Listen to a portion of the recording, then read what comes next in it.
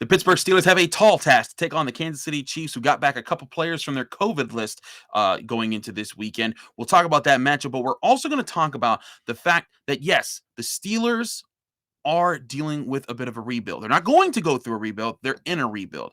But also, they have plenty of the building blocks right on their roster right now. So many Steelers fans are in panic mode because the Steelers aren't 11-0 like they were last year and that they're struggling by 500. But the truth is that, yes, the Steelers are going through a rebuild, but they're still fighting through it and being competitive and have plenty of those blocks to be closer back to where they have been when they've been at their best than fans think. I'm Chris Carter of the Locked On Steelers podcast. Joining me will be Jenna Harner of Channel 11 WPXI, breaking that down, all of our Week 16 picks, and of course, breaking down Steelers versus Chiefs for Sunday. Let's get into it.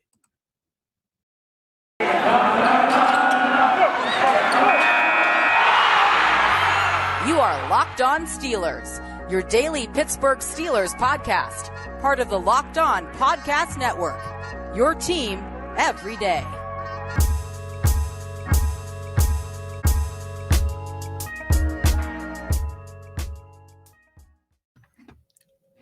And welcome to the Locked On Steelers podcast. I'm your host, Chris Carter, bringing you your daily dose of all things of the Pittsburgh Steelers. Join me as always is Jenna Harner on Channel 11 WPXI. We remind you that our show today is brought to you by On Location, the official hospitality partner of the NFL, the only place to score a once-in-a-lifetime Super Bowl ticket and experience package. Visit onlocationexp.com/SB56 for more information or search Super Bowl On Location. Jenna, how you doing?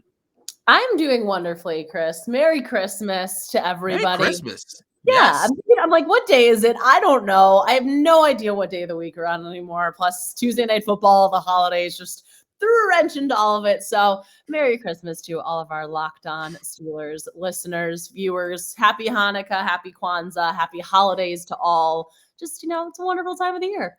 It indeed is. It's an exciting time of the year. Football is ready to go into playoff mode. And we get a little bit of extra football because it's 18 weeks. So we got 3 more games for all the teams, and they start this weekend. Well, technically, they started Thursday night with the Niners-Titans game. But that being said, there's a lot to break down about this. But before we get into this week's games, Jenna, I want to talk about something that I talked about on the Final Word with you on Channel 11 back over last Sunday. And a lot of people, especially Steelers fans, hit the panic button when the Steelers aren't a great team. Not when they're not over the top, playing at a high level. When they're struggling, which they have this year, they're 7-6-1. When you see them, like it's not a guaranteed thing that they're going to make the playoffs this year. People are like, man, we gotta do a complete rebuild. We got to start from the bottom and just build back up. And there's people suggesting trade TJ Watt, get rid, don't resign Minkah Fitzpatrick, get all new guys because you need to rebuild the culture and everything. And I just look at this and I'm like, man, like, do y'all not know what first of all, did you not know that you were going through a rebuild with the offensive pieces that you were bringing in? Second of all, do you not know what an actual rebuild is? Because I look at the Jaguars, 2-12 after already having the first overall pick. That is a rebuild. And that ain't something that's getting better anytime immediately soon. The Jets, 3-11 when you look at their record. There are the Lions, 2-11-1. Those are teams. The Giants, another team, 4-10. Those are teams that I'd point to and say, like, man, maybe we got to rethink everything here. But Jenna, am I crazy for thinking the Steelers have several of the pieces that they need to if they want to make moves next year to get back into being one of the better teams in the AFC? No, you're not at all. And I think a lot of people are also forgetting that with the way the cap is and the money that the Steelers will have next year, the Steelers have either the top or one of the top 3, I believe, cap space. And I know you'll check on this. They have so much money to spend next year, plus potentially the money they may not be paying Ben Roethlisberger, depending on what happens if this is, in fact, his last season with the Steelers. Mm-hmm. The Steelers are going to have a whole lot of money to spend, whether it is going out and getting a quarterback in free agency or whether it's going to be building around some of the pieces that they already have. I think so many people tend to look at, oh, this is going wrong, this is going wrong, this is going wrong. And there are a lot of holes and gaps they need to fill. I think that clearly the absence of Stephon Tuitt and Tyson Alualu this year have really hurt the Steelers. That is something clearly visual. The fact that they have 4 rookies starting on 4 rookies on offense. How many on the offensive line alone? 2. At least, 2. Yeah. 2 on the offensive line. I mean, there are going to be growing pains. We had said that from the beginning, and I think everybody expected it to be like, okay, maybe after week 4, then this offensive line was going to skyrocket. Then this, offense itself was going to find its identity and do a lot of things.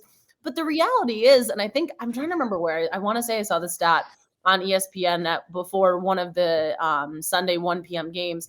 But the Steelers, if you take out Ben Roethlisberger, the Steelers offense is like the 2nd or 3rd youngest offense in the entire league, which again, there's a whole lot of future there. You look at guys like Najee Harris, like Pat Freiermuth, like Deontay Johnson. Potentially, if this team gets Juju Smith-Schuster back next year, tell me that's not going to be enticing for a quarterback to come into the offense when you tell him, hey, we have a lot of money to spend. We're going to look at getting some pieces for you on the offensive line so things are more solidified up front. And hey, you have one of the best rookie running backs at your disposal. You have a tight end who can go up and make plays on any contested catch in the red zone. And 9 out of 10 times will come down with that. You have Deontay Johnson. You have a plethora of receivers at your hands. And hey, on the other side of the ball, you have TJ Watt and Minkah Fitzpatrick. Exactly. You're looking at these pieces here, and these are young pieces. TJ Watt, Minkah Fitzpatrick, they're either 25 or younger. These are guys that if you sign them right now, they're going to be here forever. One of my earlier episodes this week was also saying not only signing Minkah Fitzpatrick, but Terrell Edmonds. Terrell Edmonds is 25. These are guys that if you sign them to 4-year contracts, when they end those 4-year contracts, they'll be in their prime. Yeah. They'll still be late 20s. That's what you want a player, because that's typically when they're at their best and they've had experience in the NFL and they're at their height of their athleticism. So for people who think, oh, just tear everything down, I think you're crazy right now. There is really something to build here. And this season isn't over. This isn't us saying just talking about the future just to talk about the future because there's no hopes. But this is an acknowledgement that it's like, hey, not only are they competing this year with these rookies on the offensive line, with trying to figure out who this is. They have a first-year offensive line coach who apparently Adrian Clem is going to be headed to Oregon. That's a whole nother story. They have a first-year offensive coordinator. They have a quarterback that's aged and at the worst part of his career. All those things hamper in on top of the injuries that they faced, on top of Stephon Tuitt not playing, on top of TJ Watt having more injuries this year than he has in the entire career. You're still 7-6-1 and right in the middle of the playoff hunt. You're a half game back from first place in your division. Like what are we talking about here? But this is why I wanted to dive into this, because again, you look at the youth on the team, and usually with youth guys, they grow more often than not. With the Steelers, the guys that they invest into find ways to become assets. Look at Cam Sutton. Years ago, he was just the guy who was kind of like occasionally brought in. Now he's one of the main contributors in the secondary, filling in at either the slot or outside cornerback. Look at Cam Heyward. Came in as the rookie, defensive lineman 10 years ago. Now he's one of the faces of the franchise. Look at TJ Watt. Look, these are all guys they've homegrown, developed here, and made into something else in Pittsburgh, and that are key parts of their future. And now it's just they have a lot more of those young guys. And like you said, they have a ton of money next year. Now it's not the top 3 anymore, because what changes, I think a lot of the other teams that haven't been good this year, they've divested from their future. So they've let go guys that have freed up cap space. But they are now, according to Spot Rack, the Steelers have the 11th most cap space going into next season with $46 million. Even though it's not top 3, $46 million in cap space. The Steelers never have that. They always have Ben Roethlisberger, David DeCastro, Marquise Pouncey, and like 5 other contracts that are taking up the majority of their space. This is their chance to say, hey, we're either getting a veteran quarterback or we're going to invest in all these other pieces and bring in a rookie quarterback for the cheap, and we'll have a way. But either way, this Steelers team has a lot of space to build on what they already have, and they do have very good pieces, Jenna. Yeah. And again, this was something, I don't think it was entirely a surprise that coming into this season, this Steelers team was not going to be the team that dominated the AFC. That's only competition was the New England Patriots. I don't think anybody expected that. But I think there's a little bit of reality now where it's like, oh, wait, this team, isn't great, but also like, I mean, we haven't been able to figure out this team's identity and we cover them on a weekly basis. If that goes to show anything, but this is a team that again is kind of still figuring that out. And it's week, 15, 16? No, 15, 15, 16. 16. Week 16, because there's 19 weeks. I keep doing that. My brain goes to 18 and I'm like, yeah, 18. So week 16. But in reality, I mean, again, like you said, this team, it's not like they're out of the playoff race completely right now, which I think is what's mind-boggling. Yes, there are so many things that they need to have fixed, and they'll be the first ones to tell you that. That's what we've heard from this team week in, week out for the last how many weeks here. But the reality is that they're still in the thick of things. There's still a chance for them to win the division, which seems outrageous right now, but there is still that chance. There is still that chance right now.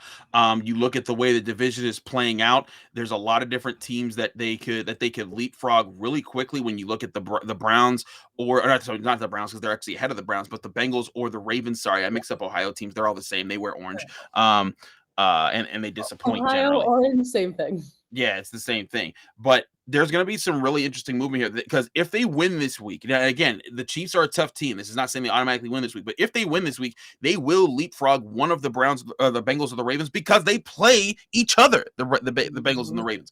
But we will get into that just momentarily because I want to talk about all the different matchups this weekend and give you our picks here on the Locked On Steelers podcast. But first, I got to talk to you guys about Built Bar. It's the holiday season. Grab the best protein bar out there that tastes like a candy bar, and not just any candy bar, a holiday candy bar, because Built Bar is filled with so much holiday goodness, rich with decadent flavor, covered in chocolate, but amazingly low in calories, sugar, net carbs, low in fat, and high in protein. So you get the best of both worlds, healthy and delicious. So many flavors that you could have the best of your choosing: raspberry, mint brownie, cherry, double chocolate, cookies and cream, peanut butter brownie, all those flavors right for you to enjoy at Built.com. Built Bar gives you that extra fuel you need to bust down the mall doors and battle all the holiday shoppers, or if you're just standing in endless shopping lines, Built Bar can give you that extra something to keep you going. I know it's down to the wire and Christmas shopping. Jenna, do you have all your Christmas shopping done? I do, believe it or not. Look at you. We did it all. We got it all accomplished. Is it wrapped? No. But so you might need a Built Bar to help you get finished wrapping, because that is another energy effort right there. But there you go right there. Whether you're still shopping or you're wrapping or you're sipping on some Gatorade like Jenna right now, get your Built.com Built Bars right now by going to Built.com. Use promo code LOCKED15. That's LOCKED 15 LOCKED15 for 50% off your next order. Again, that's 15% off at BuiltBar.com. We're also brought to you today by Stat Hero. Stat Hero is the new innovative way to do daily fantasy sports, because they're tired.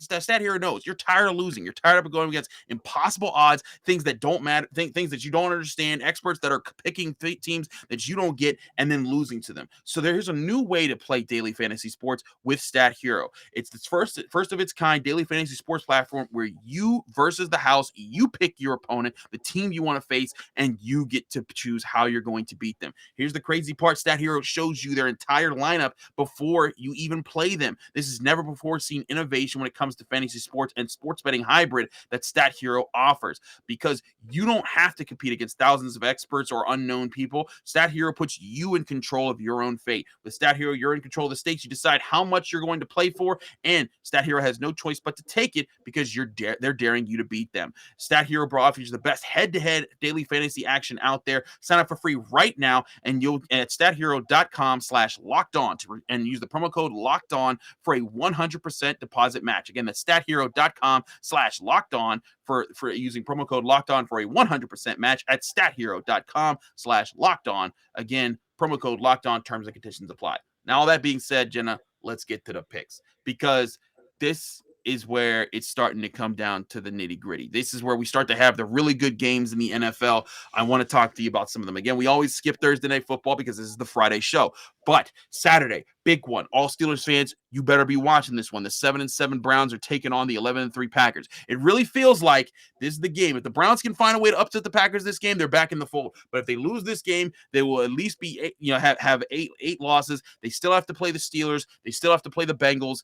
This is the game where if they're going to make a surge, it has to start here. But like they did last week. They pushed their game to Tuesday, which kind of pushed their game way back, put them in a rough spot. And now they have a much shorter week. Excuse me, Monday. They didn't push it back to Tuesday. They pushed it back to Monday.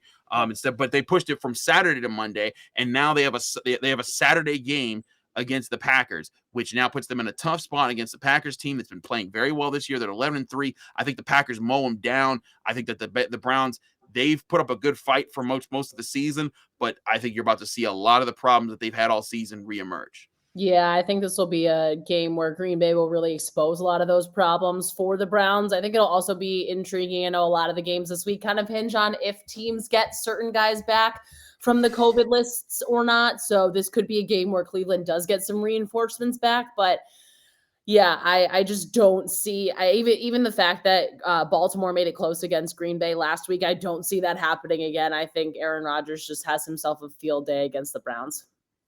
Colts at Cardinals. Colts at 8-6. Cardinals at 10-4. The Cardinals, though, lost to the Lions last week. I'm going with the Colts. I'm saying the run game is going to take over on the road. They're going to walk into University of Phoenix Stadium. I think that the Cardinals are reeling. They're still dealing with injury questions, and not just guys who are injured, guys who are coming back from injury. And I think this is the time for the Colts to strike and keep that push going to say, hey, they want to be one of those wild card teams in the AFC. Yeah, I feel this one's really hard to pick. I feel like this is such a close game and really could go either way, but I think the Colts run game is kind of what does it for me. And I think just this feels a little bit more desperate for them. Not that Arizona, a loss would do anything, because I feel like they kind of know obviously they're going to make the playoffs, things along those lines. I don't know. Is technically Green Bay holding the number 1 seed in the NFC right now, or is that? I believe, Green Bay has it at 11-3, and then it's the Cardinals and the Buccaneers each at 10-4, and the Cowboys. So there's 3 10-win teams and 1 11-win team in the NFC. 4 10-win teams, because the Rams are 10-4. I missed that one as well. So there's a ton of competition at the top of the NFC right now. And I think Green Bay, my point was getting to be, if I think Green Bay knows as long as they just win out, they win that top seed, they win the bye, they win the NFC, the road to the Super Bowl runs through Green Bay. So I don't think this is like end all be all for their Cards, but I just think the Colts are a little bit more of a desperate team, and I think we'll see that more this weekend. Now, this is a game that could be they could be one of the ones that gets passed over, rolling into our Sunday games. Now, the Lions playing the Falcons. The Lions 2-11-1, coming off of that victory over the Cardinals. They're playing the Falcons. Now, I've gone back and forth about this game. I'm not a big Falcons guy. They've struggled. They've struggled to be consistent this year. The Lions are a terrible team, but the Lions coming off a big win. They're finding confidence later in this season. The Falcons are a team that hasn't been too consistent. They're playing at home. It's the day after Christmas. I can see the Lions riding high on their horses or their lions or whatever they ride on and coming into Atlanta and actually getting another W here to go to 3-11-1. I'm picking an upset special. I don't know if it's that special because it's just the Falcons they're beating. But record-wise, this is a team that has 4 more wins than them. I'm going with Detroit. You're going with Detroit. Are we doing a little Christmas miracle here? Yes, indeed. That's what we're doing here. I kind of like it. This one I'm going back and forth with too. I feel like, honestly, to be honest with you, I don't know a lot about what the Falcons have done this year. The Falcons have just been that team that you're like, okay, they have not been great. And then they're like, oh, they won again? How did they do that? They're at, this is their record right now? Beautiful. I think I might go with the Lions with you just to say, hey, let's go a little upset special here. Why not? You want the Christmas magic too, don't lie. Honestly, I do want some of this Christmas magic. If you can see, the tree's right there. It's all lit up. Look at you. You got more decorations than I do right now. I got a wall. Christmas magic. There it is. And maybe the Lions will bring more of that. So you got the Lions with me. Buccaneers at Panthers. I got the 10-4 Buccaneers, the 5-9 Panthers. I'm sorry. Cam Newton has done some cool things here, but the Buccaneers, they're going to get back on track and win this one. Yeah, especially after I would not want to play Tom Brady after a shutout. I would not ever want to be that opposing defense. He's an angry man. He threw that tablet with the ferocity and intensity, of a, I want to say, like 5-year-old child who could not get Paw Patrol to work and just slammed it down to the ground. So, would not want to be an opposing defense. But just seeing the Paw Patrol doesn't work, Daddy. Like, that's sorry. That picturing Brady do that is that's great. hilarious. That gift will live in my brain for so long. This next game will be the game that all Steelers fans have to watch at 1:00. The Steelers play at 4:25, but at 1 p.m. 8-6 Ravens at 8-6 Bengals. Now, technically, the Steelers fans should be rooting for the Ravens to win this game because they don't play the Bengals anymore. It doesn't matter if the Bengals swept them. It just matters the fact that they don't play them anymore because the Steelers tied the Lions, which means their record can't match anyone else's in the AFC North or the AFC in general. So that means that there's no more tiebreakers anymore. It's just about finishing with a better record. They can beat the Ravens later this year. So ideally, you want the Ravens to win. I actually do think the Ravens pull this out, whether or not Lamar Jackson plays. The way they played the Packers last week, they were very close. And to me, the Ravens still have a lot to figure out with who they are with all the injuries they've dealt with. But the Bengals have been wildly inconsistent. I think that they feel too confident at home against the beat up Ravens team, and the Ravens come up and sneak them. I think that exactly. I do think Baltimore wins this game because one, Tyler Huntley, my God, that performance was phenomenal against a Green Bay defense who had been playing really well. It wasn't this was one of the worst defenses in the league. This was a Packers defense that was really stopping teams. And obviously you look a little bit situationally, the Packers went up and had a huge lead, but at the end of the day, it doesn't matter what happens and how, if you play a letdown game or not. I think that the Bengals have been way too inconsistent this year. I think that they have struggled to score points in the last handful of games, and I think you're going to see that on display. This Ravens team, again, kind of has nothing to lose, but also, again, I joke, who wants to actually win the AFC North this year? We don't know. So, yeah, I'm going Baltimore in this one. It's a little one of those, since he comes in kind of riding high, thinking, hey, if we win this, the division is ours. I don't think that'll be the case. Chargers at Texans. Texans fighting back with Davis Mills, but the Chargers, they're on a mission. They need to make the playoffs. Los Angeles should win this. Yeah, LA should win this, no doubt. Just Justin Herbert. What else do I need to say there? And LA also playing the Vikings, but it's the Rams playing the Vikings, 10-4 at 7-7. The Vikings, though, just found out they're without Dalvin Cook. He is on the COVID list. He's tested positive for COVID. He's out for 10 days. Wow. I'm sorry, that's it. The Vikings they're not going to beat the Rams like that. No, you lose one of your best weapons on offense. It's kind of hard to come back from that. Plus, I think the Rams have been rolling a little bit. Yeah, they're on a little bit of a short week with them playing on Tuesday, but I think their offensive weapons are just too much. Same here. Bills at Patriots. This is a potential game of the week right here. 8-6 Bills at 9-5 Patriots. The Patriots, of course, took the first one in Buffalo. Now they moved to Foxborough. I'm riding with the Patriots. Originally, if you had asked me a month ago, I originally picked the Patriots to win the first one and the Bills to win the second one. But when I looked at how they beat them by just throwing the ball 3 times, I know the Bills want revenge, Jenna, and I know you used to cover the Bills, but that Patriots team, I think that they whatever it is, they're in their heads right now, and I think that New England's going to find a way to win. Yeah, I think this is definitely a big mind game. I know the line on this is super, super, super close. I think it's Patriots -2 at the time that we're looking at this. So it is right there. My gut says the Bills only because this is one of those games where they need to make a statement. I know we're having a little bit of a shake up here. But I think this is one of those games where it's like they know the statement that they need to make. And you look at some of those guys on defense, what they've been saying all week, Micah Hyde, Jordan Poyer, how angry, how frustrated they are. That last loss to the Patriots, and also it's so fresh. It was only a couple weeks ago. It still stings a whole lot. I think they go out on the road, make a statement in New England and say, hey, we're not done here. There you go. So there's our first split of the week. You take the Bills, I take the Patriots. Now, from a game that could be a game of the week to the game that no one will probably watch, Jaguars at Jets at 1:00. I mean, I'm just going to say the Jaguars just because there's no more Urban Meyer there. They didn't win last week. They're going to win this week just to be like, hey, we have hope for the future. I'm going with the Jets just because. Just because we need more splits in our lives. NFC East showdown. Your New York Football Giants take on the Philadelphia Eagles. Eagles still hanging in there at 7-7. They haven't quit just yet. I'm going with Philly, man. They're at home. You got Jalen Hurts. That defense is still getting after it. Who knows what the Giants are going through? I think Philly finds a way to win. The Eagles' run game is so good, and I didn't realize how ridiculous it was until I watched Miles Sanders ruin my playoff fantasy football hopes by less than a point. It's fine. We're fine. You're not hanging on to that. You're totally over it.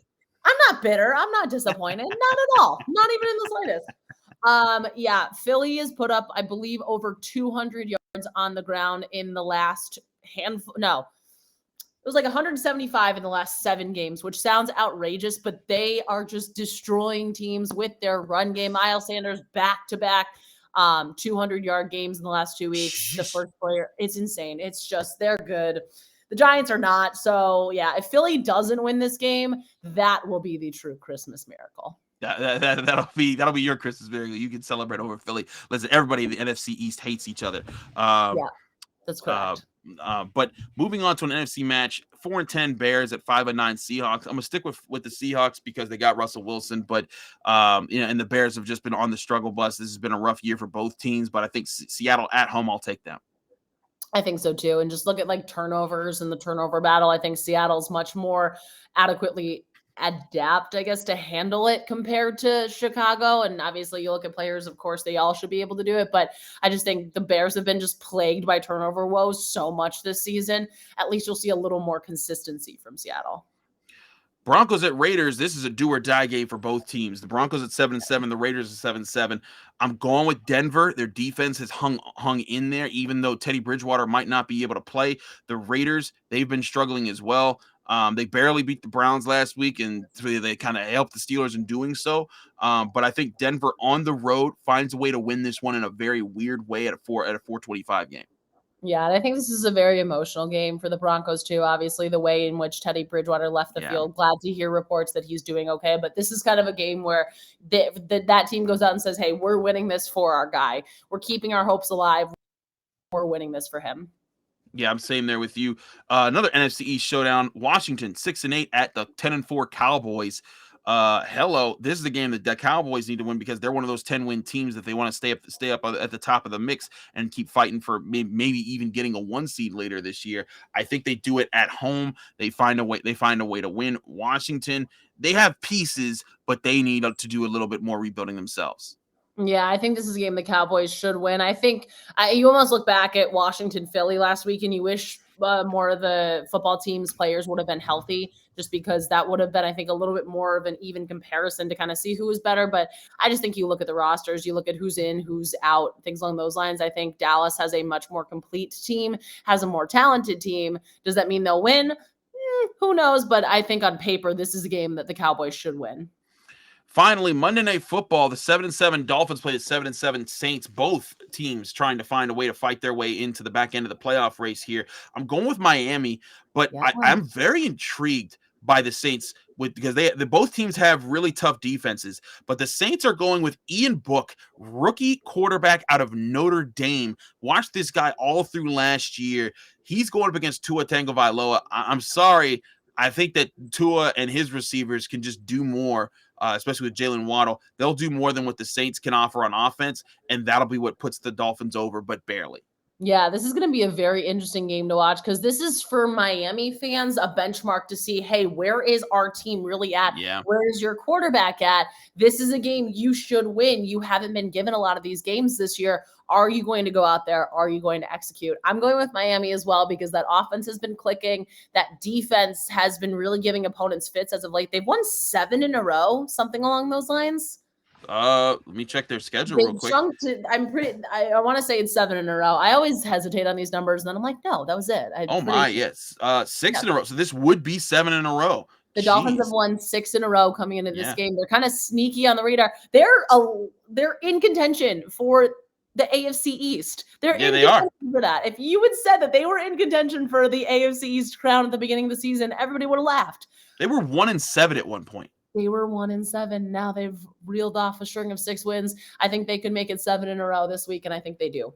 That's going to be an interesting thing. We got to break down Steelers versus Chiefs. We'll do that in just a moment here. But first, I'm going to tell you guys about a place you can bet on the Steelers versus Chiefs at betonline.ag. BetOnline has you covered for all season long with more props, odds, lines, and ever before as football season continues the march to the playoff. BetOnline remains your number one spot for all the sports action this season. Head to the new updated desktop or mobile website to sign up today to receive your 50% welcome bonus on your first deposit. Just use the promo code LOCKEDON, LOCKEDON, LOCKEDON, all capital letters, all one word, and you'll receive your 50% welcome bonus when signing up. From basketball to football to NHL to boxing to UFC, right down to your favorite Vegas casino games, don't wait to take advantage of all the amazing offers available for the 2021 season at BetOnline, the fastest and easiest way to bet on all your favorite sports, and BetOnline, where the game starts.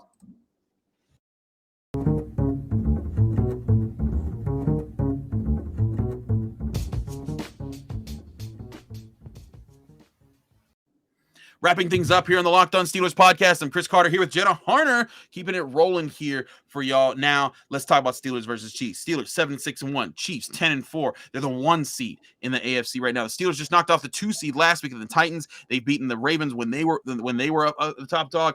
The Steelers have been known for knocking off teams who thought they would be powerhouses in the AFC. The Bills were one of them at the start of the season. This is going to be an interesting game. Jenna, before we give our predictions, what do you think is the biggest matchup that's going to be the concern for the Steelers in this game? I think it's kind of, I hate to automatically kind of go to the glaring obvious one, but can you limit Patrick Mahomes? How much can you limit him and his explosiveness? We heard Mike Tomlin basically sing his praises and then some earlier this week, just explaining how much of a phenomenal talent he is. And it's so true, but can they limit him? Can they step up and say, hey, we are a solid defense. We've been able to do what we've been able to do up to this point. Look what we did to the Titans last week. Can we limit him? And I want to say, was it Cam Heyward that said they're treating him like it's Lamar Jackson? Was that what Cam Heyward said earlier this week? I believe it was Cam Heyward who Cam Heyward said, and I think Terrell Edmonds echoed him when we interviewed him at the Steelers facility. Yes. Yeah, so I think it's just going to be how much can they contain, which we've seen the success this team has had against limiting Lamar Jackson. Now, can they do it against Patrick Mahomes, and can they do it against a team that has so much offensive firepower? That's really what it's going to come down to. Can they pressure the quarterback? Can TJ Watt make some splash plays? Can you create multiple turnovers? We saw how well that treated them last week, even with the unfortunate performance they had on offense. You create turnovers, you win that turnover battle, all of a sudden the game's entirely changed.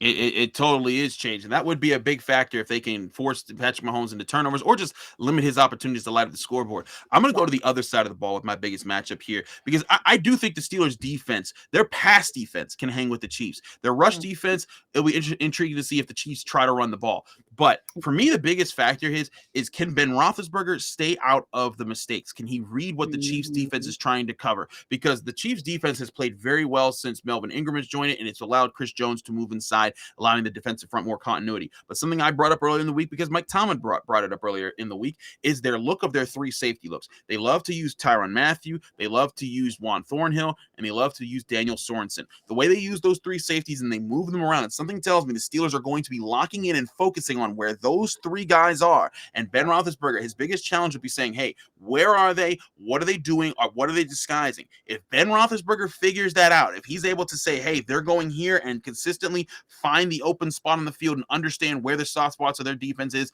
and how that works best with their plays, the Steelers will put up more points than last week, and they will be in a good spot. If they don't, the Chiefs are gonna keep the Steelers offense corralled. And if the Chiefs offense just has a couple big plays like we know that they can get with Patrick Mahomes, it's gonna make this a rough game here. But that being said, both of these are big factors impacting both quarterbacks here. Jenna, what is your final score prediction for Steelers versus Chiefs?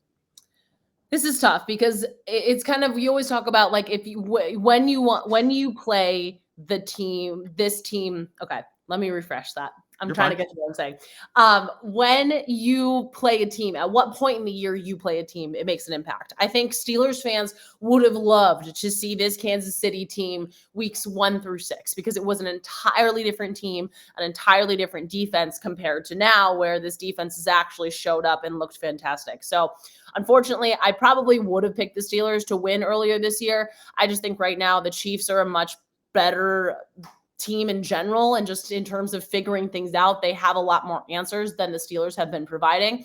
At the same time, they've won 7 in a row.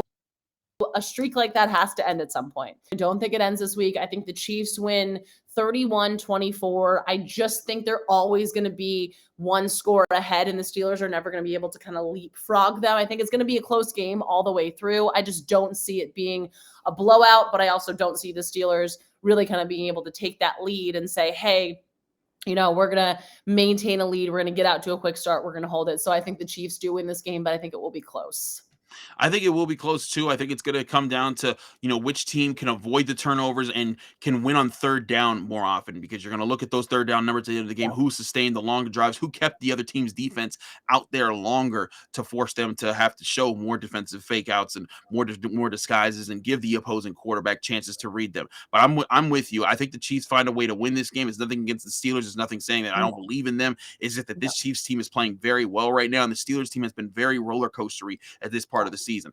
I have the final score being 28-20. I think that the Steelers, like you said, they keep it close. I think it's going to look a lot like the Packers game in how the Steelers were within striking distance, but could never strike. They could never get the thing that put them over the top to finally finish them off. I think in the fourth quarter, this will come down to a final drive. It just won't be able to go the Steelers' way. But that being said, I don't think that a loss here also kills the Steelers, because, again, I think that the Ravens win this week over the Bengals, and I think the Ravens, they got some tough matchups coming up. They got to play the Rams and the Steelers. That'll give them the Steelers a chance to leapfrog them. I think that the Bengals, they'll be in a position where they'll lose one more game as well. The real challenge for the Steelers, for me, is can they beat the Ravens and can they beat the Browns in these final 2 weeks? They do those two things, I think they're in the playoffs. They win this game, I think it gives them an even better chance to win the division and set up themselves for a really good spot. Yeah. I'm Chris Carter from the Locked On Steelers podcast. Thanks so much for joining me and Jenna Harner here on Fridays as always. Jenna, thank you so much for joining us. We always appreciate you here on the Locked On Steelers podcast. Let people know who can find you, follow you, and get more of your work. Thank you. As always, it's always a pleasure to be here on Fridays. You can find me on Twitter at Jenna Harner11, Instagram, Jenna_Harner, and WPXI. We have a ton of stuff as the Steelers season is kind of wrapping up with the regular season here in these next few weeks. So definitely stay tuned. Definitely join us there for all the latest content. Thank you so much. We appreciate you as always, Jenna, for joining us. Thank you guys for joining us. Remember, you can subscribe to this show on YouTube, Apple, Spotify, Google Podcasts, or Odyssey. Happy holidays, Merry Christmas, Happy Hanukkah, Happy Kwanzaa, everybody. We thank you so much. We will be back on your screens and in your ears following up this game Sunday evening. It'll be a 4:25 kickoff, hopefully, as long as it doesn't get moved. And then I'll have a show up that night, getting you into your Monday morning as you recover from your holiday hangover. Thanks so much, everyone, for checking us out. We'll be back with you very soon.